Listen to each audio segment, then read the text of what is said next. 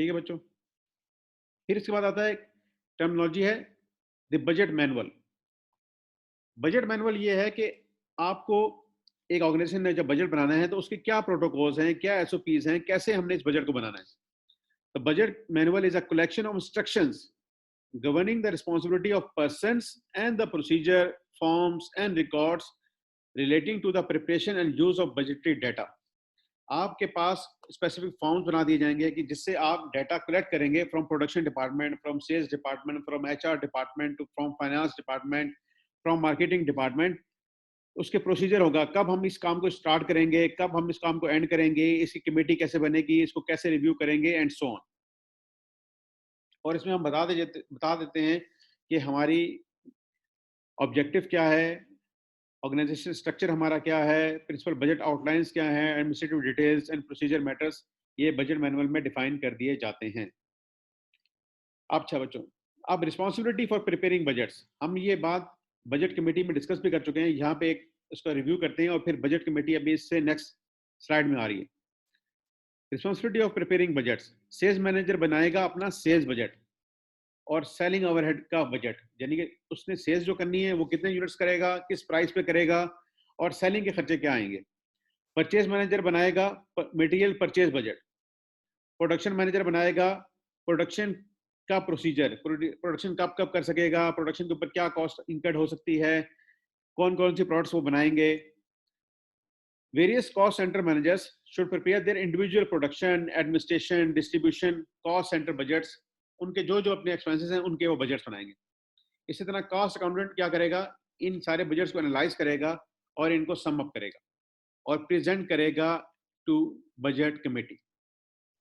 और budget committee क्या है, the coordination administration of budgets is usually the responsibility of a budget committee with the managing director as the chairman. यानी कि जो board of directors में MD हैं आपके, वो इस बजट कमेटी के हेड होंगे और आपको इस बजट कमेटी को असिस्ट करेगा कोई सीएफओ या बजट ऑफिसर जो कि एक अकाउंटेंट होता है। वो इन सब से जो हमने ऊपर अभी देखे हैं, sales manager, purchase manager, production managers, cost centres, इन सब से डाटा इकट्ठा करेगा और उसको असेंबल करेगा, उसको प्रेजेंटेबल फॉर्म में लाएगा और बजट कमेटी को प्रेजेंट करेगा जो कि फर्दर मीटिंग्स करेगी। और इसके अंदर रिप्रेजेंटेशन होती है सेल्स डिपार्टमेंट की भी, प्रोडक्शन की भी, मार्केटिंग की भी, सारे डिपार्टमेंट्स के लोग इसके अंदर शामिल होते हैं। ओके, फिर बच्चों बात आती है बजट की प्रिपरेशन की। ठीक है, बजट बनाने के लिए हमें सबसे पहले अंडरस्टैंड करना पड़ता है principal budget factor. Principal budget factor, ये काफी दिनों से कई बच्चे क्वेश्चन पूछ भी रहे थे, लेकिन मैं समझता हूँ इसका बेहतर टाइम अब था कि हम इसको डिस्कस करें ताकि आप इसकी लिमिटेशन को समझ सकें। इसके लिए हम आते हैं एक चीज को समझने के लिए,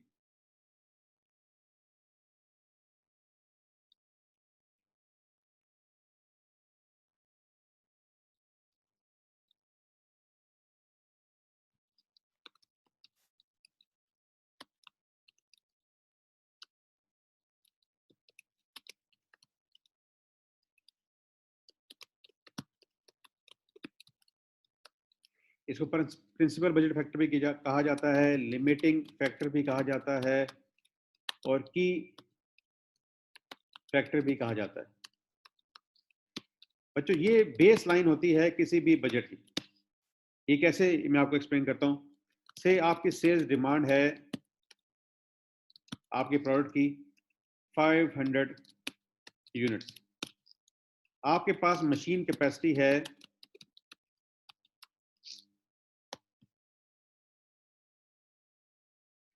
400 यूनिट्स की, आपके पास रॉ मटेरियल की अवेलेबिलिटी है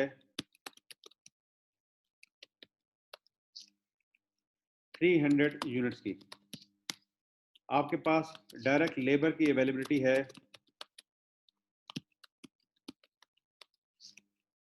200 यूनिट्स की, आपके पास कोटा जैसे फार्मास्यूटिकल इंडस्ट्री में होता है, कोटा की अवेलेबिलिटी है आपके पास 100 यूनिट्स की। ठीक है, और कैश आपके पास अवेलेबल है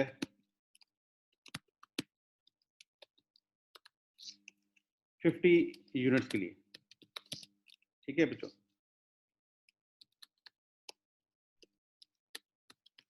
तो अब आप कितने का बजट बना सकोगे? आप बजट बना सकते हो 50 यूनिट्स का, क्योंकि आपके पास कैश ही इतना अवेलेबल है जिससे आप material, labour and so on arrange कर सकेंगे। अब आपके पीछे डिमांड 500 हो, 5000 हो, 5 लाख हो, आपके लिए मीनिंगलेस है। आपकी मशीनिंग कैपेसिटी जितनी मर्जी हो, आपके पास कैश ही नहीं है। तो आपको क्या करना पड़ेगा, ये आपके बेसिकली हैं रिसोर्सेज। आपको इन रिसोर्सेज को एलिवेट करना पड़ेगा। से आपने कैश अवेलेबिलिटी के लिए इशुएंस ऑफ शेयर कर दिए, और अब आपके पास पैसा आ गया है 550 यूनिट्स के लिए। अब आपके पास क्या कंस्ट्रेंट रह गया? कोटा। आप 100 से ज्यादा यूनिट्स बना ही नहीं सकते।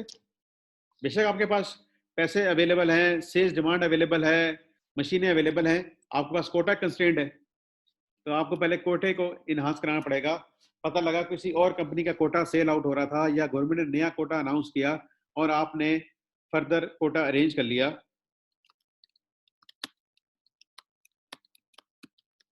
और अब आपके पास से ये भी आ गया है 550 का, 550 यूनिट का कोटा आपने अरेंज कर लिया। अब आपके पास कौन सा लिमिटिंग फैक्टर है? डायरेक्ट लेबर की अवेलेबिलिटी। आपके पास डायरेक्ट लेबर स्पेसिफिक चाहिए होती थी, डायरेक्ट लेबर आपको मिल नहीं पा रही। तो फिर आप क्या करेंगे? आप न्यू मैन पावर हायर करेंगे, या एग्जिस्टिंग लेबर को ट्रेन करेंगे, उसको ट्रेनिंग देंगे।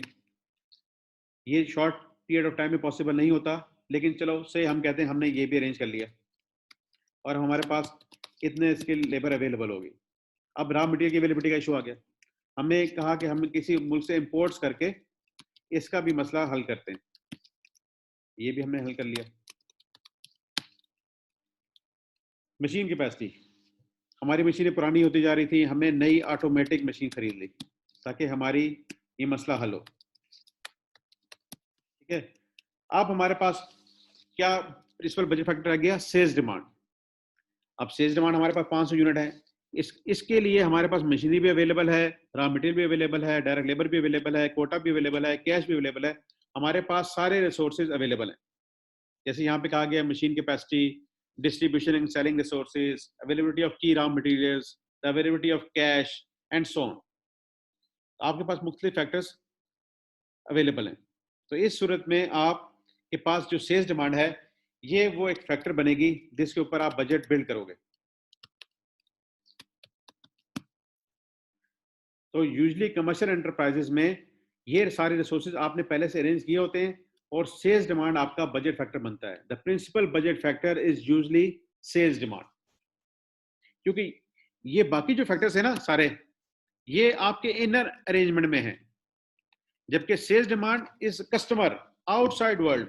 आपके कस्टमर के पास आपने सेल्स डिमांड क्रिएट करनी है। मशीन कैपेसिटी आपका अपना मसला है, रॉ मटेरियल की अवेलेबिलिटी आपका अपना मसला है, डायरेक्ट लेबर की अवेलेबिलिटी आपका अपना मसला है, कोटा की अवेलेबिलिटी आपका अपना मसला है, कैश का अरेंजमेंट आपका अपना मसला है। सेल्स डिमांड को भी बढ़ाया जा सकता है थ्रू एडवर्टाइजमेंट। तो बच्चों, हमें ये देखना होता है कि हमारे पास जो गिवन सिनेरियो है, अगर जैसे ये सिनेरियो हमारे पास अवेलेबल था, इसमें हमें जब बजट बनाना है ना, तो हम 50 यूनिट का ही बजट बना सकते हैं, इससे ज्यादा यूनिट का बजट नहीं बन सकता। और अगर ये हो जाए से 150, तो फिर बजट किसका बनेगा? कोटे का, क्योंकि कोटा हमारे पास सबसे कम है। इसी तरह जिसमें चेंजिंग हम करते जाएंगे। तो ये है बच्चों हमारा principal budget factor. The principal budget factor is usually sale demand. A company is usually restricted from making and selling more of its products because there will be no sales demand for the increased output. अगर आप output बढ़ा भी लो, आप 550 पे ले जाओ, 550 ले जाओ, 6000 ले जाओ, लेकिन आपकी डिमांड ही नहीं होगी, तो आप उनको बना के क्या करोगे? ठीक है बच्चों, इसको की बजट फैक्टर भी कहा जाता है और लिमिटिंग बजट फैक्टर भी कहा जाता है। ठीक है, यहाँ तक कुछ क्वेश्चंस आए हैं, उनको ले लेते हैं, फिर आगे बात करते हैं।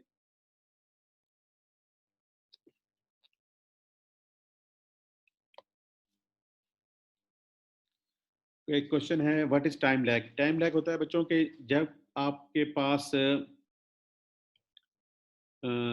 चेक आया और उसकी क्लियरिंग हो के आपके अकाउंट में जो पैसे आएंगे, इस दौरान जो टाइम लगेगा, that is time lag. What is spending variance and why we call it revenue variance? बच्चों, जो ऑपरेटिंग स्टेटमेंट्स के वेरिएंसेस होते हैं ना, हम उनको रेवेन्यू वेरिएंस भी कहते हैं, स्पेंडिंग वेरिएंस भी कहते हैं। इसको आप थोड़ा सा डिले करें, हम वेरिएंसेस का चैप्टर पढ़ेंगे और वहां पे क्लियर जाके देखेंगे। यहाँ पे जस्ट आपको फ्लेक्सिबल बजट में नजर आया कि हमने एक वेरिएंस निकाला है। ठीक है बच्चों, ये बात ठीक है। 8.7 8.10 को हम कल की क्लास में इंशाल्लाह इसको रिवाइज कर लेंगे। निश मार्केटिंग ये होती है बच्चों कि जब आप डोर टू डोर मार्केटिंग करते हैं, एक लो लेवल पे जाके मार्केटिंग करते हैं, इसको आप इन्वेस्टोपीडिया से भी सर्च करें, निश मार्केटिंग। सेमी वेरिएबल कॉस्ट बच्चों, देखो जो टेलीफोन का बिल आता है ना, that is semi variable cost. इसके अंदर एक फिक्स पोर्शन होता है और एक वेरिएबल पोर्शन होता है। फिक्स पोर्शन है लाइन रेंट का और वेरिएबल पोर्शन है नंबर ऑफ कॉल्स का। तो ये आपके सामने एक एग्जांपल है। हमें सेमी वेरिएबल कॉस्ट को दो हिस्सों में स्प्लिट करना होता है, one into fixed and one into variable. Quota बच्चों ये होता है, जैसे आपने फार्मास्यूटिकल इंडस्ट्री में सुना होगा, हनीफ अब्बासी साहब का नाम, कि उन्होंने एफेड्रीन का कोटा लिया था। जो फार्मास्यूटिकल कंपनीज हैं या केमिकल कंपनीज हैं या दूसरी कंपनीज ऑपरेट कर रही हैं, जैसे एयरलाइंस ऑपरेट कर रही हैं, ये इनको रेगुलेटरी अथॉरिटीज की तरफ से कोटा दिया जाता है कि आप इतना एरिया सर्व कर सकते हैं या इतनी प्रोडक्ट्स बना सकते हैं। जैसे टेलीकॉम कंपनीज को भी 3G 4G का लाइसेंस दिया जाता है। दिस इज इनफैक्ट अ कोटा। आप उस कोटे से ज्यादा प्रोडक्शन नहीं कर सकते। जैसे आपने यहाँ पे अगर कोटा लिया हुआ 100 यूनिट्स का, तो आप 100 यूनिट्स से ज्यादा नहीं बना सकेंगे। ओके, अच्छा जी बच्चों,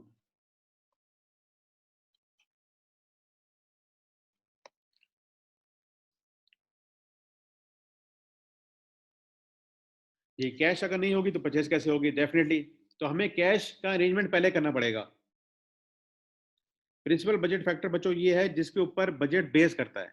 हमारे सामने हमने यहाँ कहा कि हमारे पास कुछ रिसोर्सेज हैं, sales demand, machine capacity, raw material availability. अब हमने जब बजट बनाना होगा, ये जो सिनेरियोज हैं जो मैंने आपके सामने अभी किया है, इस सिनेरियो में बजट जो बनेगा ना, वो किस पे बनेगा बच्चों? वो बनेगा कोटे पे, क्योंकि कोटा हमारा लिमिटिंग फैक्टर है। Quota is our limiting factor. इससे ज्यादा आप यूनिट बना ही नहीं सकते। जब इससे ज्यादा यूनिट बना नहीं सकते, ज्यादा सेल भी नहीं कर सकते। तो आपको बजट 100 यूनिट से ज्यादा बनाने की जरूरत नहीं है। अब यहाँ पे अगर सेल बजट बनेगा ना, तो बच्चों वो 100 यूनिट्स का ही बनेगा। से एक है 2 लाख रुपए का,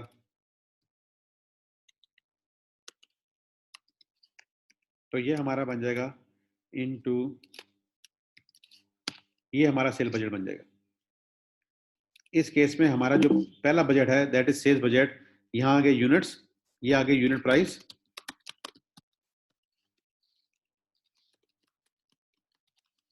और ये हो गया टोटल सेल्स बजट। ये हमारे हो गए यूनिट्स। ठीक है, इनको 100 कर। अब बजट हमारा ये बनेगा। अब हमारा बजट इस सेल्स के ऊपर नहीं बनेगा, इस कैपेसिटी के ऊपर, प्रोडक्शन के ऊपर नहीं बनेगा। ये है इसका आंसर बच्चों, प्रिंसिपल बजट फैक्टर। कोटा मैंने एलिब्रेट कर दिया। अच्छा, अब देखें, इवन के कोटा हमारा लिमिटिंग फैक्टर है, लेकिन सबसे पहला जो बजट बनेगा बच्चों, इवन देन वो भी सेल्स का ही बनेगा। डिस्पाइट के quota is our limiting factor, लेकिन जो बजट स्टार्ट होगा वो सेल बजट से ही होगा। फिर इसके बाद नंबर 2 पे प्रोडक्शन बजट आएगा एंड सो ऑन। लेकिन बेस किसको बनाया हमने? कोटा। कोटे से ऊपर हम नहीं जाएंगे।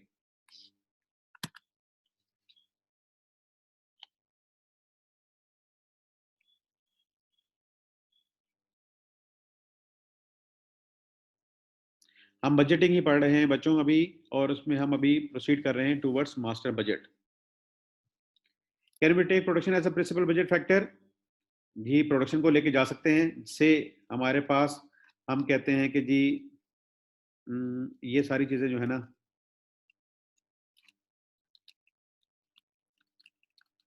400 हो गई। कितनी हो गई? 400। अब हमारे पास प्रिंसिपल बजट फैक्टर कौन सा होगा? हमारी मशीन कैपेसिटी, हमारे पास रॉ मटेरियल भी अवेलेबल इतना है, डायरेक्ट लेबर भी इतना। अब यहाँ पे हमारा जो है प्रोडक्शन फैसिलिटीज जो हैं वो हमारी लिमिटिंग फैक्टर है। ठीक है, तो अब हमारा बजट जो बनेगा बनेगा पहले सेल्स का ही, लेकिन वो बनेगा 400 यूनिट के साथ। ठीक है, वो बनेगा 400 यूनिट के साथ, और ये हमारा सेल बजट आ जाएगा।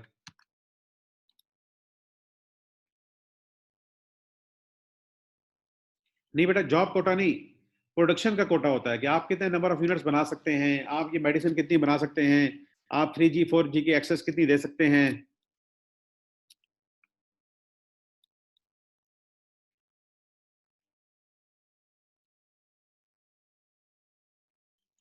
जी बच्चों, इससे हम आगे आते हैं। हमने बजट मैनुअल पढ़ लिया, रिस्पॉन्सिबिलिटी ऑफ प्रिपेयरिंग बजट पढ़ लिया। अब हम देखते हैं मास्टर बजट कि what is master budget. Master budget बच्चों ये होता है, budgeting is a collective process. ठीक है, तो चलो हम यहाँ सेपरेट कर लेते हैं। Budgeting is a collective process in which various departments, divisions of the organizations prepare their plans for the upcoming period, which in turn are aggregated into a master budget. Master budget are in the form of projected financial statements, and they help an entity plan in advance about its targets for the upcoming periods. इसमें क्या बच्चों बातें हो रही हैं कि budgeting is a collective process. ये हमने देख लिया कि हम एक बजट कमेटी बनाते हैं और उसमें सारे डिपार्टमेंट्स आके इकट्ठे होते हैं और एक ऑर्गेनाइजेशन के लिए एक बजट बनाते हैं, in which various department divisions of the organisation prepare their plans for the upcoming period, which in turn are aggregated into a master budget. जब हम इन सबको इकट्ठा कर लेते हैं तो वो ये बन जाता है मास्टर बजट। और मास्टर बजट का एंड क्या होता है बच्चों? इसके नतीजे में बनती हैं प्रोजेक्टेड फाइनेंशियल स्टेटमेंट्स। क्या बनती हैं? Projected financial statements. प्रोजेक्टेड है ये एक्चुअल नहीं है। इससे ये पता लगता है आपको कि हमारा ये जो बजट बनाया है इसके एंड क्या होगा, इससे हम कितना प्रॉफिट कमा सकेंगे, इसके एंड पे हमारे पास बैलेंस शीट की फुटिंग क्या होगी, हमारे एसेट्स कितने होंगे, हमारी लायबिलिटीज कितनी होंगी, हमारा कैश का बैलेंस कितना होगा, एंड सो ऑन। ठीक है, और अगर हमें लगे कि ये प्रॉफिट कम आ रहा है तो हम अपने बजट्स को रिवाइज भी करते हैं। प्रोजेक्टेड फाइनेंस स्टेटमेंट्स इस बजट के प्रोसेस के नतीजे में बन गई और आपको लगे कि नहीं हमारा ये प्रॉफिट कम है और हमें इससे ज्यादा होना चाहिए एंड सो ऑन, तो हम क्या करेंगे? हम अपने सेल्स को बढ़ाएंगे, हम कहेंगे एडवर्टाइजमेंट पे और खर्चा करो, हम अपने कॉस्ट को कम करेंगे एंड सो ऑन। सो ये हमें हेल्प करता है इन एडवांस कि हम अपना टारगेट देख लें कि हम कहाँ किस टारगेट पे पहुंचेंगे। इस चीज को समझने के लिए बच्चों हमें पहले अंडरस्टैंड करना पड़ेगा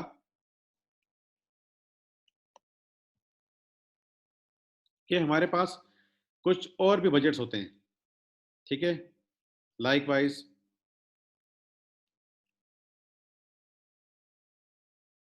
उनकी मैं आपको प्रेजेंटेशन दिखाता हूं। जी, हमारे पास जो और कोई बजट्स हैं, that is administrative expense budget, payroll budget, rent का बजट, मार्केटिंग एक्सपेंसेस का बजट, सेलिंग एक्सपेंसेस का बजट, डिस्ट्रीब्यूशन का बजट, जनरल एक्सपेंसेस का बजट, फाइनेंशियल बजट। फिर हमारे पास आती है प्रोजेक्टेड इनकम स्टेटमेंट। ठीक है बच्चों, तो ये सारे कैसे बजट होते हैं इनको अभी हम वन बाय वन व्यू करते हैं।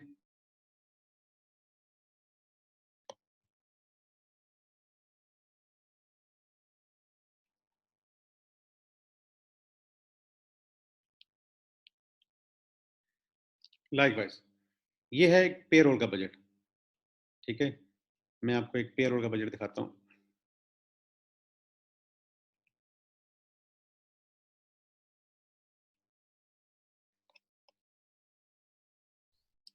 This is payroll budget. इसको हम बड़ा कर लेते हैं ताकि जूम कर लेते हैं। जी, जैसे बच्चों हर बजट की तरह नेम ऑफ एंटिटी होगा, ऑर्गेनाइजेशन का नाम, पेरोल बजट किस पीरियड को कवर कर रहा है। जब आपने पेरोल का बजट बनाना है, this is budget for the whole accounting period. और इसमें आपने क्या लेआउट लेना है? सीरियल नंबर देना है, पेरोल का बजट होता है एम्प्लॉइज का, एम्प्लॉय नंबर देना है, एम्प्लॉय का नेम, एम्प्लॉय का डेजिग्नेशन, एम्प्लॉय का CNIC, इसकी date of birth, date of joining the organisation, date of joining in current posting जो भी उनके पास डेजिग्नेशन है, डेट ऑफ सुपरएनुएशन, वो रिटायरमेंट कब होंगे, उनकी बेसिक सैलरी क्या है, उनके अलाउंसेस क्या हैं, ग्रॉस सैलरी क्या है, उनकी डिडक्शंस क्या होती हैं टैक्स की, कुछ एडवांस होने लिए में है, कोई मिसलेनियस एडवांस डिडक्शन करनी पड़ रही है, जैसे आजकल आपको कोरोना के लिए डिडक्शन करनी पड़ रही है सैलरीज एम्प्लॉइज की, तो यहाँ पे हम निकालेंगे नेट सैलरी, उनको एनुअल इंक्रीमेंट क्या मिलती है, उनको प्रोविडेंट फंड कितना दिया जाता है, उनको बोनस कितने दिए जाते हैं, उनको ग्रेजुटी कितनी है, उनकी अर्न लीव्स कितनी है, लीव फेयर असिस्टेंस भी इसको कहा जाता है कई जगह पे, उनको पेंशन दी जाती है कि नहीं दी जाती, रेस्ट एंड रिकग्निशन एक अलाउंस होता है, ये भी हम देते हैं। ठीक है बच्चों, तो इसके अलावा आपको स्टडी के लिए स्टाइपेंड मिल सकता है, आपके बच्चों को स्कॉलरशिप ऑर्गेनाइजेशन देती है, मेडिकल इंश्योरेंस है, ग्रुप इंश्योरेंस है, इसका एनुअल इम्पैक्ट क्या है, तो हमने जो भी एम्प्लॉय रखा होता है उसकी ये सारी डिटेल बनानी, जो ये बनाएगा HR डिपार्टमेंट। जब आपने बजट बनाना है ना, तो ये बजट हवा में नहीं बनते, बजट विद सपोर्टिंग्स बनते हैं, विद शेड्यूल्स बनते हैं। ये एक पेरोल बजट की मैंने आपको एग्जांपल दिखाई। इसी तरह रेंट का बजट, अगर आपने रेंट बनाना है तो नेम ऑफ एंटिटी, रेंट का बजट, किस पीरियड को बना रहे हैं, सीरियल नंबर, हमारे पास जितने भी ऑफिस हैं सबकी सीरियल आ जाएगा, उनका एड्रेस आ जाएगा, उनका लोकेशन आ जाएगा, उनका करंट रेंट आ जाएगा, एस्केलेशन यानी कि उनके अंदर बजट में इंक्रीज 10% आ रही है, 20% आ रही है, 30% आ रही है, क्या इंक्रीज आ रही है, और वो नेक्स्ट रेंट कब ड्यू है। ठीक है, ये सारी बातें हमें इसके अंदर रेंट के बजट के अंदर बनानी पड़ेंगी। लाइकवाइज यूटिलिटीज का बजट, गैस, बिजली, पानी, जो भी आपके एक्सपेंसेस हैं, name of entity, utilities budget for the period end date, serial number, address, यानी कि इलेक्ट्रिसिटी का बिल है उसका रेफरेंस नंबर डाल दिया, किस लोकेशन पे ये इंस्टॉल्ड है, एक्चुअल 19-20 का हमारे सामने क्या रिजल्ट था, इसके दफा हम क्या एक्सपेक्ट कर रहे हैं, गवर्नमेंट प्राइसेस पेट्रोल की, ऑयल की, बिजली की बढ़ा रही है, और फिर हमारा नेक्स्ट ईयर का फोरकास्ट क्या होगा। तो इस तरीके से हम कुछ शेड्यूल्स बनाते हैं, और इन सारों को कहा जाता है एडमिनिस्ट्रेटिव बजट, पेरोल बजट। इस तरह इसके अलावा भी आपको कुछ और इनकी मैं बजट्स की फिल दिखाता हूँ। जैसे ये एक एग्जांपल है selling and administrative expense budget की, आपने इसमें क्वार्टर वाइज बना लिया है, Q1, Q2, Q3, Q4। ठीक है बच्चों, इसमें हमने पहले लिख दिया variable selling and administrative expenses, कुछ वेरिएबल नेचर के हैं, फिर हमने लिख दिए फिक्स नेचर के, और नीचे आके इनका टोटल कर लिया। तो ये जो एडमिनिस्ट्रेटिव एक्सपेंसेस हैं या सेलिंग एक्सपेंसेस हैं, these are not like production budget, this is not like sales budget, this is not like direct material budget, direct labour budget, ये उस तरीके से नहीं होते। ये जस्ट आपके पास, जिस तरह मैंने आपको यहाँ बताया कि लास्ट ईयर के क्या थे और अगले साल के हम क्या फोरकास्ट कर रहे हैं। हमारे लास्ट ईयर का रेंट क्या था, हमने अपने रेंट एग्रीमेंट्स में कब कब एस्केलेशन क्लासेस डाली हुई हैं, उनको जब हमने 25% इंक्रीज करना है, 10% इंक्रीज करना है, तो ये हम सारी इस तरह से वर्किंग बनाते हैं। ठीक है बच्चों, अब हम आते हैं मास्टर बजट की एक एग्जांपल की तरफ।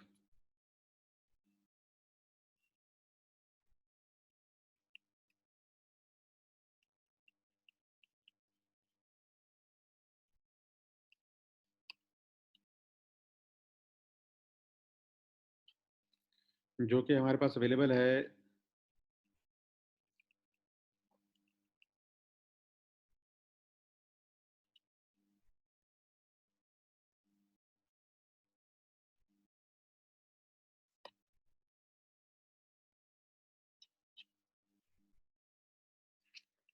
होल्ड ऑन,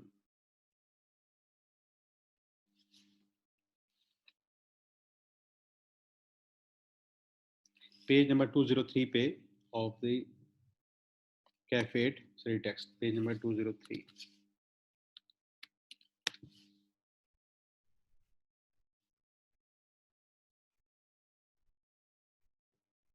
जी,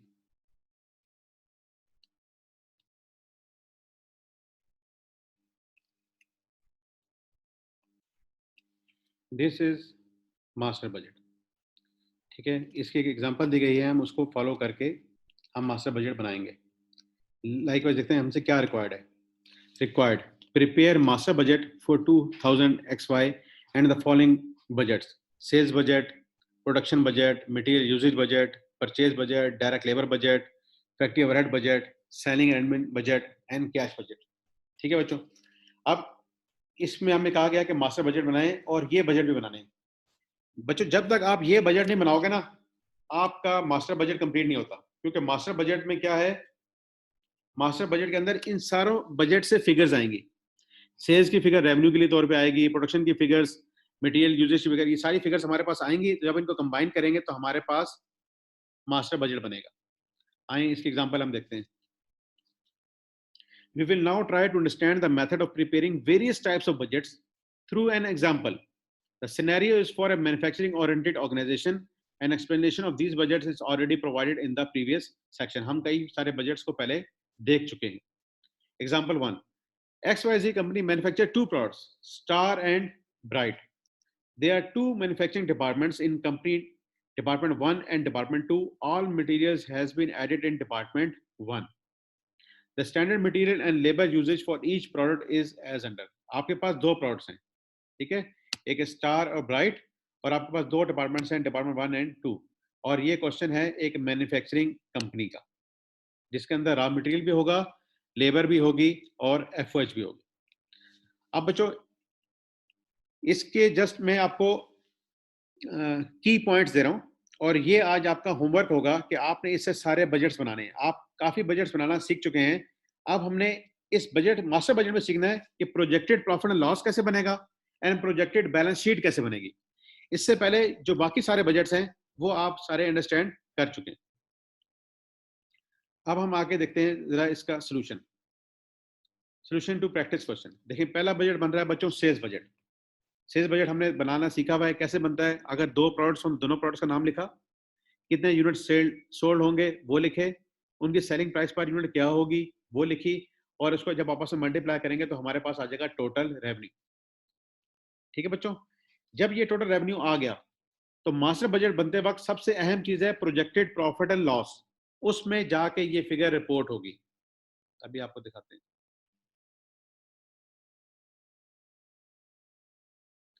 ये आ रही है master budget, budgeted income statement. Sales कौन सा शेड्यूल था, शेड्यूल 1, वहां पे सेल्स की फिगर कितनी थी 4.9। आपने इनकम स्टेटमेंट बनाना शुरू करनी है और उसमें ये 4.9 की फिगर आपको नजर आ रही है। ये देखें 4.9। इस तरह हम वन बाय वन एक बजट बनाते जाएंगे और उसका डाटा हम इकट्ठा करते रहेंगे इनकम स्टेटमेंट में और बैलेंस शीट में। दिस इज सेम जैसे आप फाइनल अकाउंट्स बनाते हैं, आपके पास ट्रायल बैलेंस होता है, उसकी मदद से आप इनकम स्टेटमेंट और बैलेंस शीट बना लेते हैं। तो ये जो चीजें सारी आपके पास बन रही हैं, these are schedules, that is schedule number 1 sale budget. फिर सेल के बाद बच्चों हम बजट बनाते हैं प्रोडक्शन बजट। अब ये प्रोडक्शन बजट आ गया, और प्रोडक्शन बजट का हमने कॉन्सेप्ट सीखा हुआ है, क्या होता है, sales plus closing stock of finish goods minus opening stock या ऑलरेडी हेल्ड इन स्टॉक, तो ये हमारे पास आ जाता है प्रोडक्शन। ये 8000 हमारे हमने यूनिट सेल करने स्टार के, ये स्टार की बात हो रही है, और इसका क्लोजिंग स्टॉक हमने फिनिश गुड्स का रखना है 1800, ऑलरेडी इन स्टॉक है 2000, तो प्रोडक्शन हमारे पास आ जाएगी 7800। इसका भी डाटा आपको दिखा देते हैं। ये बच्चों देखो, हमने फोरकास्ट सेल्स कितनी करनी है 8000, स्टार की हमने सेल्स करनी है 8000, यहां से हमारे पास आ गई सेल्स। एंडिंग इन्वेंट्री हमने कितनी रखनी है 1800, और बिगिनिंग इन्वेंट्री कितनी है 2000। तो हम क्या करते हैं, sales plus ending minus beginning.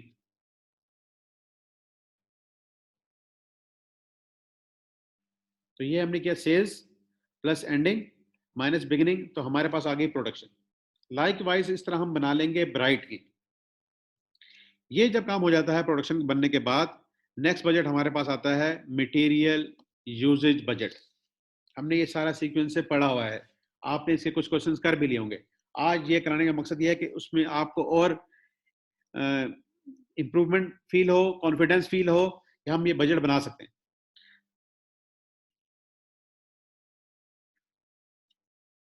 कोई क्वेश्चन आया हुआ है, देखते हैं क्या क्वेश्चन। जी बेटा, हज कोटा जो दिया जाता है एयरलाइंस को या टूर ऑपरेटर्स को, दिस इज सेम। ये बच्चों पेपर में आ सकता है। आपके इस सेमेस्टर में अगर ना भी आया तो आगे कुछ सेमेस्टर्स में आपने जाके ये स्ट्रेटेजिक मैनेजमेंट अकाउंटिंग में पढ़ना है, आपने फाइनेंशियल मैनेजमेंट में पढ़ना है, और अगर ना भी पढ़ो तो कैरियर में आपके जरूर इस्तेमाल में आना है। मैं आपके साथ शेयर करता चलूँ कि अभी लास्ट सेमेस्टर में मेरे एक स्टूडेंट थे, उनका नाम है शेर अली। जब मैं अपने इधर ICM में इस्लामाबाद में हॉल में मेरी क्लास होती थी, ज़्यादा स्टूडेंट्स थे, तो मैं हर बच्चे को बाय नेम जानता हूँ और उनके साथ इंटरेक्शन रखता हूँ ताकि उनकी तवज्जो मेरे सेशन पे रहे। तो मैं अगर देखता था कोई बच्चा कहीं इधर उधर देख रहा है, कहीं किसी ख्याल में खोया हुआ है, तो फौरन मैं उसको पॉइंट आउट करता हूँ और उसको उसके अटेंशन लेता हूँ। इसी शेर अली को अल्हम्दुलिल्लाह हमने पूरा सेमेस्टर पढ़ाया। अनफॉर्चुनेटली वो उस दफ़ा पेपर में पास नहीं हो सके, लेकिन उनको एक जॉब मिल गई। और जॉब में जब वो काम कर रहे हैं तो CFO एक चार्टर्ड अकाउंटेंट्स को काम नहीं देता, बल्कि शेर अली को काम देता है। शेर अली ने पास होने के लिए नहीं पढ़ा, उसने नॉलेज लिया। नॉलेज लेने के बाद पास अगर आपका पेपर हो जाए तो बहुत अच्छी बात है, हो जाना भी चाहिए, लेकिन सम टाइम आपकी तैयारी नहीं होती, सम टाइम आप उस दिन डिस्टर्ब होते हो एंड सो ऑन। अब क्या है, जॉब में CFO चार्टर्ड अकाउंटेंट्स को काम नहीं देता। जब भी कोई काम आता है मैनेजमेंट अकाउंटिंग से related, variance analysis and so on, वो शेर अली को बुलाता है। तो अब आप बताएं शेर अली कितना एलिवेटेड फील करता होगा कि एक क्वालिफाइड लोगों को काम नहीं दे रहे, क्योंकि क्वालिफाइड लोग वो परफॉर्म नहीं कर पा रहे होंगे। तो आपसे भी ये रिक्वेस्ट है कि आप इस सब्जेक्ट को फॉर नॉलेज, फॉर इंफॉर्मेशन ना पढ़ें, आप इस सब्जेक्ट को फॉर अंडरस्टैंडिंग पढ़ें। And don't do ICMA just for degree, do it for understanding, ताकि आप अंडरस्टैंड करने के बाद जाके मार्केट में परफॉर्म कर सकें और आप इससे अच्छा अर्निंग कर सकें। इसके जरूरी नहीं है बच्चों कि आपने जाके जॉब ही करनी है। आप इस मैनेजमेंट अकाउंटिंग का सब्जेक्ट पढ़ने के बाद OA लेवल्स की अच्छी ट्यूशन 50,000 पर मंथ पर स्टूडेंट भी आप पढ़ा सकते हैं और अपने रिसोर्सेज को मीट कर सकते हैं इन योर स्टूडेंट एज, जिससे आप अपनी स्टडीज भी कंप्लीट कर लेंगे और अपने हेल्प घर वालों को भी हेल्प आउट कर सकते हैं। जी, मटेरियल यूजेज बजट। अब मटेरियल यूजेज बजट कैसे बनेगा बच्चों? जितना हमने प्रोडक्शन करनी है ना, उसके लिए हमें उतना मटेरियल भी चाहिए होगा। अब हमें पास दो किस्म के रॉ मटेरियल भी हैं, इस क्वेश्चन में दिए गए हैं। रॉ मटेरियल एक है हमारे पास X और एक है रॉ मटेरियल Y। इसकी कुछ इन्वेंट्रीज भी अवेलेबल हैं कि 5,000 बिगिनिंग है, एंडिंग है एंड सो ऑन। अच्छा, रॉ मटेरियल के मतलब क्या इन्फॉर्मेशन दी गई है हमें?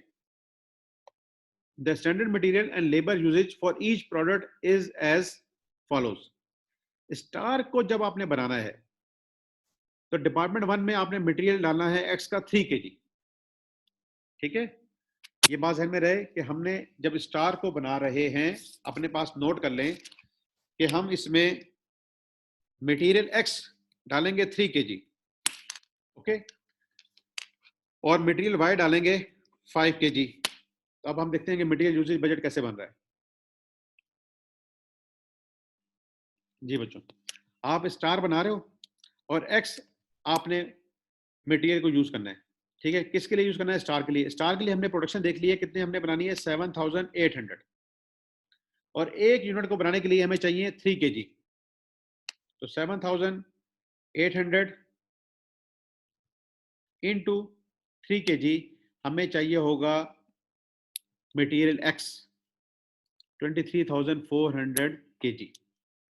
लाइकवाइज Y चाहिए होता है स्टार के लिए हमें डिपार्टमेंट 1 में 5 kg।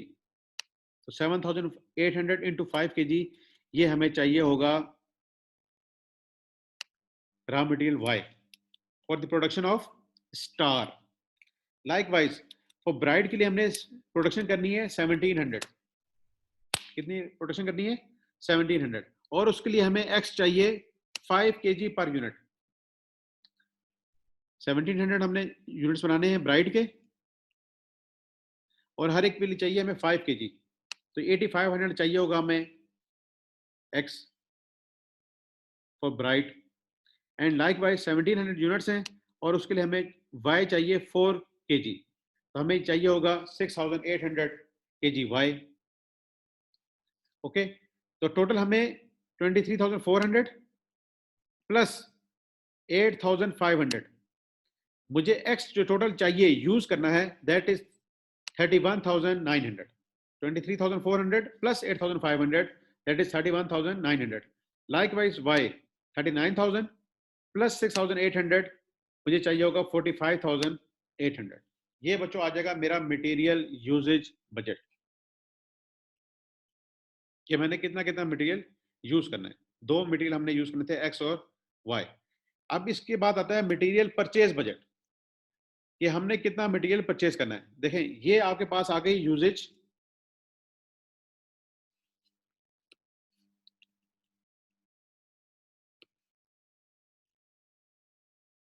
Thirty one 31,900। ये मटेरियल एक्स की यूजेज आ गई 31,900, और मटेरियल वाई की यूजेज आ गई 45,800। इसके बाद हमने क्या करना है, इसको परचेज करना है।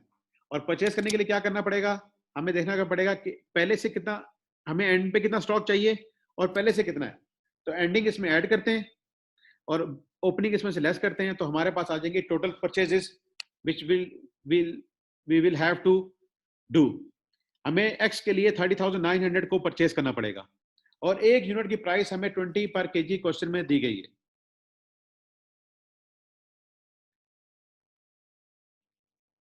That is material x is of 20 पर केजी, मटेरियल वाई इज 15 पर केजी। तो हम इसकी मदद से, और ये मटेरियल की ओपनिंग क्लोजिंग भी दी गई थी एक्स वाई की, हम 20 पर केजी पे लगाया, 15 पर केजी पे लगाया, तो हमें पता चल गया कि हमने कितनी परचेजेस करनी है। तो बच्चों इस वक्त तक हमने सेल्स का बजट देखा, हमने प्रोडक्शन का बजट देखा, हमने मटेरियल यूजेज का बजट देखा, और हमने मटेरियल परचेज बजट देख लिया। अब हम इससे आगे चलते हैं, that is direct labour budget. Direct labour budget का ताल्लुक फिर किससे है बच्चों, प्रोडक्शन से, कि हमने कितने यूनिट्स बनाने हैं स्टार के और कितने यूनिट्स बनाने हैं हमने ब्राइट के। स्टार को बनाने के लिए हमें लेबर आवर्स चाहिए 5 आवर्स इन डिपार्टमेंट 1, और 4 आवर्स चाहिए हमें इन डिपार्टमेंट 2। ओके, तो 39,000 आ गए डिपार्टमेंट 1 में, और 31,200 आ गए डिपार्टमेंट 2 में for the production of star. Likewise हमें 1700 यूनिट्स बनाने हैं ब्राइड के, और उसके डिपार्टमेंट 1 में हमें आर चाहिए 2.5, और डिपार्टमेंट 2 में चाहिए 6 आवर्स। तो ये हमारे पास आ गए डिपार्टमेंट 1 के आवर्स, और ये हमारे पास आ गए डिपार्टमेंट 2 के आवर्स।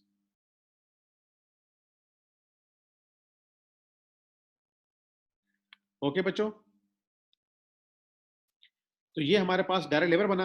अब फिर लेबर का ना रेट दिया गया होगा कि डिपार्टमेंट 1 में हम लेबर कितने पे हायर कर रहे हैं और डिपार्टमेंट 2 में लेबर कितने पे हायर कर रहे हैं। तो हमने आवर्स को जब रेट से मल्टीप्लाई कर दिया, तो हमारे पास ये 390,000 हमारा बन गया लेबर का बजट। ठीक है, इसी तरह डिपार्टमेंट 1 का ये बना, डिपार्टमेंट 2 का, और दोनों का हमने सम कर दिया, तो ये बन गया 432,500, लाइक वाइज 496,800। अब आपके पास डायरेक्ट लेबर का बजट आ गया। इसके बाद आप बनाएंगे मैन्युफैक्चरिंग ओवरहेड का बजट। ठीक है, वो आप थोड़ा सा वहां से डेटा देख लीजिएगा। अभी हम थोड़ा सा आगे चलते हैं। फिर आएगा सेलिंग एडमिनिस्ट्रेटिव एक्सपेंसेस का बजट। फिर इसके बाद आप बना सकोगे कॉस्ट पर यूनिट, एक यूनिट को बनाने पे स्टार की क्या कॉस्ट आ रही है और ब्राइट की क्या कॉस्ट आ रही है। जब ये काम कंप्लीट हो गया, तो हम आ जाएंगे अपनी इनकम स्टेटमेंट।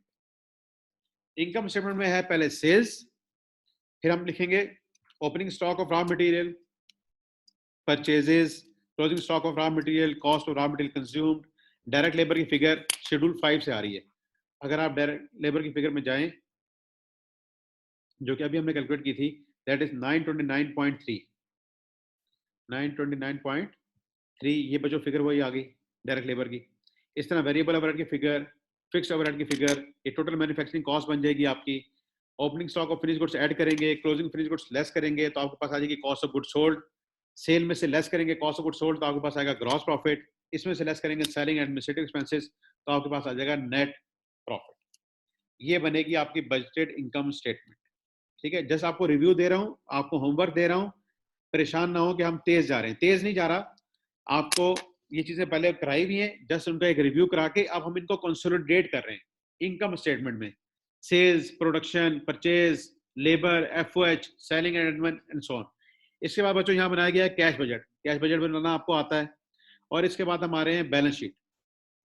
हमारे पास बैलेंस शीट यहाँ पे आएगी कि हमारे पास लैंड पहले कितनी थी, बिल्डिंग कितनी थी, उसके ऊपर कितनी फर्दर डेप्रिसिएशन हो गई, फिनिश गुड्स हमारे पास कहाँ से आए, रॉ मटेरियल आएगा, डेटर्स आएगा, कैश का बैलेंस देखो बच्चों 2200 आ रहा है, ये कहाँ से आएगा? This is from cash budget. जो कैश बजट अभी आपने बनाया है, ये इसका जो क्लोजिंग बैलेंस बनेगा वो आपके पास आ जाएगा कैश बजट में, ठीक है? जो कि यहाँ पे कैश बजट ही लेके जा रहे हैं, ये बच्चों ये थोड़ा सा ऊपर लिखा हुआ है, कैश का फिगर 1570.7 है, ये यहाँ पे लिखा हुआ है, थोड़े से ऊपर नीचे हुई हुई फिगर्स, लेकिन ये कैश की फिगर है। जो बैलेंस शीट में क्लोजिंग कैश बजट की क्लोजिंग बैलेंस बनेगा वही हमारा बैलेंस शीट में जाके रिपोर्ट होगा। लाइक वाइज इस तरह डेटर्स और ये सारी चीजें रिपोर्ट होंगी, ठीक है? तो ये एक कोशिश करनी है आपने मास्टर बजट का क्वेश्चन करने की, जिसमें जस्ट आपने सारे बजट बना के ना अब उनको ऐड ऑन किया और कुछ हम नई चीजें नहीं कर रहे, ठीक है? इसके बाद बच्चों हम आते हैं जो आज हमने टॉपिक में पढ़ना है, that is approaches to budgeting. इसके अंदर है incremental budget, zero based budget, activity based budget, impose style of budgeting, इसको अथॉरिटेटिव बजट भी कहा जाता है या टॉप डाउन बजट भी कहा जाता है, कि टॉप से ये बजट बना के दे दिया था कि आपने अब इसको इंप्लीमेंट करना है, ठीक है बच्चों? फिर आता है पार्टिसिपेटिव स्टाइल ऑफ बजटिंग, इसको ये टॉप डाउन था, ये बॉटम अप है, इसको पार्टिसिपेटिव कहा जाता है। और इसके बाद एक बजट हमारा और रह गया, दैट इज रोलिंग बजट या रोलिंग फोरकास्ट। अब इनको हम वन बाय वन सारों को देखते हैं फ्रॉम सीमा।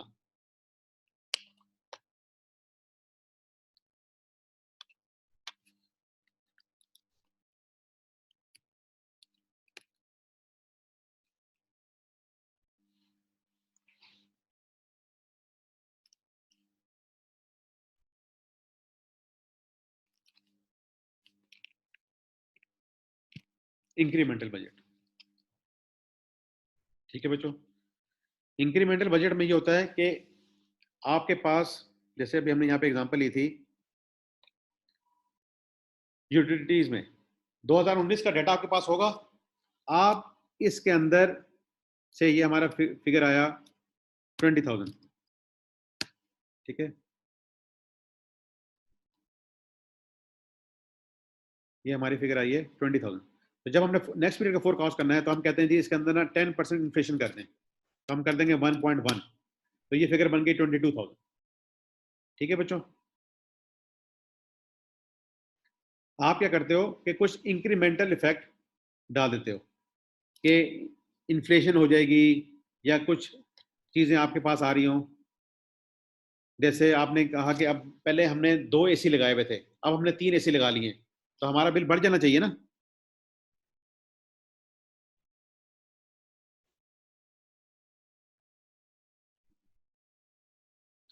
ठीक है? तो हमें क्या करना है, इंक्रीमेंटल बजट में क्या करते हैं, नेक्स्ट ईयर का जब बजट हमने बनाना है ना, तो करंट ईयर के रिजल्ट्स में हम कुछ चीज एक्स्ट्रा अमाउंट ऐड कर देते हैं, किस लिए? फॉर एस्टिमेटेड ग्रोथ और इन्फ्लेशन जो आ रही है नेक्स्ट ईयर, ठीक है? कोई इन्फ्लेशन का इम्पैक्ट है, कोई ग्रोथ का इम्पैक्ट है, से आपने कहा कि जी 20,000 हमारा अभी बिजली का बिल आया था, अगली दफा हमने इसको कितना कर दिया है, 22,000। क्यों कर दिया? कि हमने, गवर्नमेंट ने कहा कि हम 10% प्राइसेस बढ़ा रहे हैं, ठीक है? हमने कितने परसेंट बढ़ा दी? 10% हमने इसके अंदर कर दी है एस्केलेशन, ठीक है बच्चों? 10%। लेकिन हमने कहा नहीं, एक और लोकेशन है हमारी, ये था हमारा हेड ऑफिस है और ये थी हमारी ब्रांच, उस पर पहले हमने, उस पर भी इलेक्ट्रिसिटी है और हमने उस पर हमारा बिल आ रहा था 10,000, ठीक है? हमने क्या किया कि वहां पे एक एसी और बढ़ा दो, तो अब बच्चों पहले एक एसी के साथ 10,000 आ रहा था, तो अब हम कहेंगे जब 2 एसी हो गए विद 10% इन्फ्लेशन भी है, हम कहते हैं से इसका भी आप कितना कर दो, 22,000। तो जब ये काम किया जाएगा तो that is called incremental budgeting. क्या कहलाएगी? Incremental budgeting. जैसे हम यहाँ पे दोबारा इसकी डेफिनेशन को देख लें, अगर this is a traditional approach. अमूमन गवर्नमेंट ऑर्गेनाइजेशन में यही किया जाता है। प्राइवेट ऑर्गेनाइजेशन में भी यही किया जाता है कि जब नेक्स्ट ईयर का बजट बनाना है ना आपने, तो करंट ईयर का जो रिजल्ट आया हुआ ना, ये देखो हमारे सामने क्या था बच्चों, एक्चुअल थे। करंट ईयर का जो रिजल्ट है ना, इसके अंदर हम ऐड कर देंगे, प्लस कर देंगे an extra amount for estimated growth और इन्फ्लेशन। तो ये कहलाती है इंक्रीमेंटल बजटिंग। इसके बाद बच्चों आता है zero base budgeting. Zero base budgeting जिस तरह के नाम से जाहिर है, जीरो बेस, कि आप बेस क्या लोगे, जीरो। आप ये समझते हो कि ये जीरो है, आप क्या समझते हो, ये जीरो है। क्यों समझते हो? आप ये समझ लो कि आप ना कोई नई ब्रांच बना रहे थे या नया ऑफिस बना रहे थे, अब आपको नहीं पता उसका क्या बिल आएगा, तो आप उसको समझते हो कि ये एक्टिविटी वेरी फर्स्ट टाइम हो रही है, तो फिर हमारा बिजली का बिल कितना बनेगा? हमने कहा से 23,000। दिस आल्सो डिपेंड्स, हमने वहां पे कितने कूलर्स रखे हुए हैं, कितने एसीज रखे हुए हैं, कितने बिजली के मीटर लगाए हुए हैं, कितना थ्री फेस है, कितने फोटो कॉपियर्स एंड सो ऑन। तो जीरो बेस बजटिंग में बच्चों क्या हम सपोज करते हैं कि this is activity is happening very first time, और हमारे पास कोई पास्ट एक्सपीरियंस अवेलेबल नहीं है। ये यहां देखो लिखा हुआ बजट।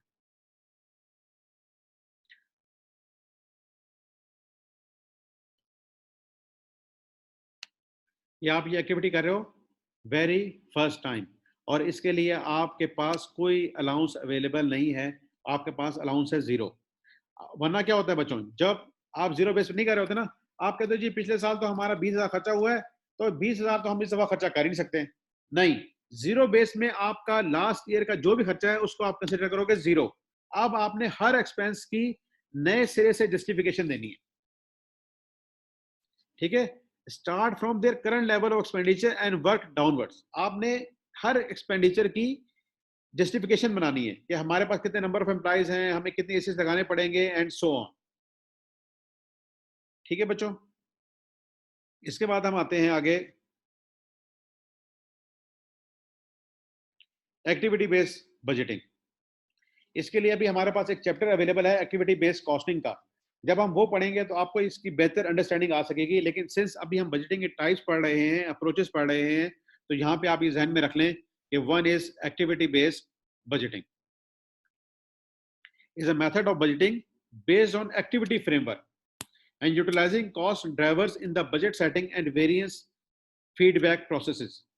इसमें हम जो प्रोडक्शन बजट बना रहे हैं या सेल्स के बजट बना रहे हैं, वहां पे हम डिफरेंट एक्टिविटीज पे बनाते हैं।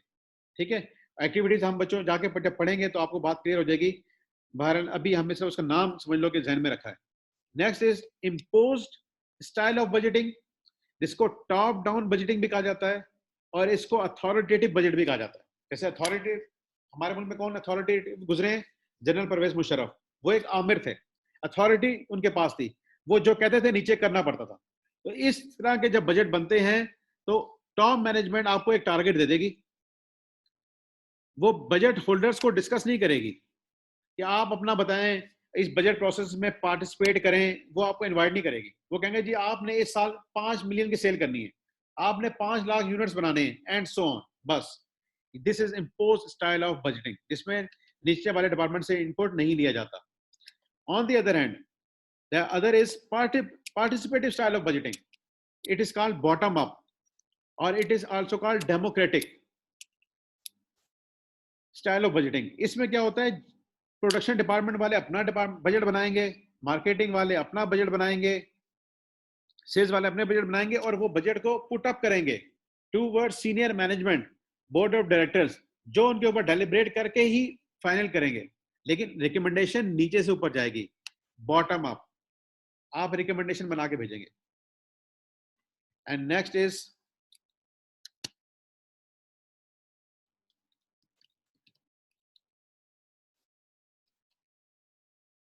Rolling budget. ठीक है, this is available on page number 27 of Seema P1। Rolling forecast क्या होता है बच्चों, हमने थोड़ा सा इसके ऊपर डिस्कस भी किया था कि इसे मैं यहाँ पे एक्सेल में आपको बताता हूँ।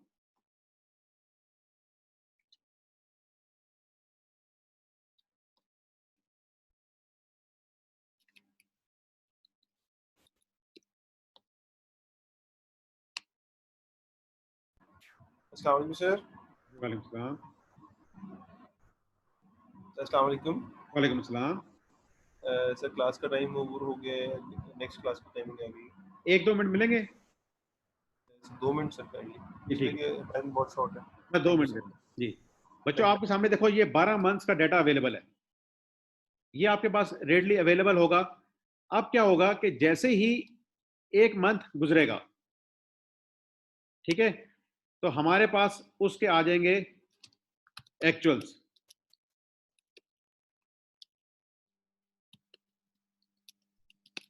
हमारे पास आ जाएंगे इसके एक्चुअल्स। किसके एक्चुअल्स आ गए? ये बजट था। बजट तो हमारे पास सारे 12 महीनों का अवेलेबल है, लेकिन हमारे पास अब एक्चुअल आ गया फर्स्ट मंथ का। और हमें पता लगा से बजट था हमारा 10 और ये आ गया है 12। इसका मतलब है कि हमारे पास अगर ये सेल्स थी तो 2 का फेवरेबल आ गया। इसकी बेसिस पे हम अपने आगे आइंदा आने वाले 12 जो महीने हैं ना, उनको रिवाइज कर लेंगे और एक 13th मंथ भी यहाँ ऐड कर लेंगे। तो आप देखें इस वक्त फिर आपके पास ये 12 महीनों का एक और बजट अवेलेबल हो जाएगा। This is called rolling budget. एक था ओरिजिनल बजट, फिर आपने रोलिंग बजट बना लिया। अब जब इसका भी रिजल्ट आ जाएगा 2 दिन बाद, 3 दिन बाद या 2 महीने बाद, फिर इसकी बेसिस पे से इसका बजट आपने बनाया था 15 और ये आ गया है 14। तो इसकी बेसिस पे फिर आप अपना बजट को रिवाइज कर लोगे और ये कहलाते हैं रोलिंग बजट। ठीक है बच्चों? तो आज का होमवर्क ये कैफ 8 से है। मैं आपके लिए वहां पे प्लेस कर दूंगा होमवर्क डी ड्राइव में। वहां से आप इसको मास्टर बजट के क्वेश्चन को करने की कोशिश करिएगा। प्लस कुछ जो हमने थ्योरी कवर की है ये भी मैं वहां पे प्लेस कर दूंगा कि हम किस बुक से पढ़ रहे हैं। Thank you for today. Allah Hafiz. You sir. Thank you.